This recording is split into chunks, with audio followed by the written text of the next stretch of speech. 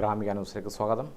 തലശ്ശേരി മാഹി ബൈപ്പാസിലെ വർദ്ധിപ്പിച്ച toll fees നിരക്ക് കുറയ്ക്കുക, നിരന്തരം വാഹനാപകടങ്ങൾ നടക്കുന്ന ഈസ്റ്റ് പള്ളൂർ ബൈപ്പാസിലെ സിഗ്നൽ സംവിധാനത്തിന്റെ അപാകത പരിഹരിക്കുക തുടങ്ങിയ ആവശ്യങ്ങൾ ഉന്നയിച്ച് ഡിവൈഎഫ്ഐ ജില്ലാ കമ്മിറ്റിയുടെ നേതൃത്വത്തിൽ പ്രവർത്തകർ ബൈപ്പാസിലെ ടോൾ ബൂത്തിലേക്ക് മാർച്ച് നടത്തി.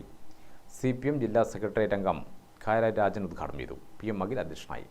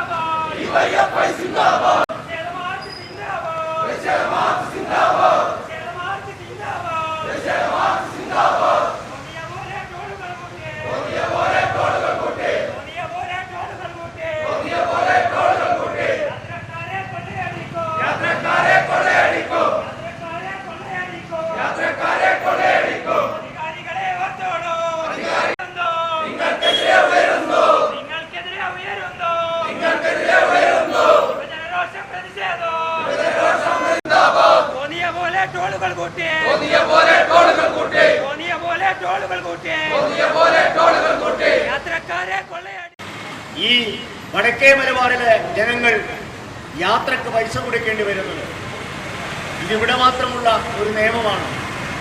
ഇതെവിടത്തെ ന്യായമാണ്?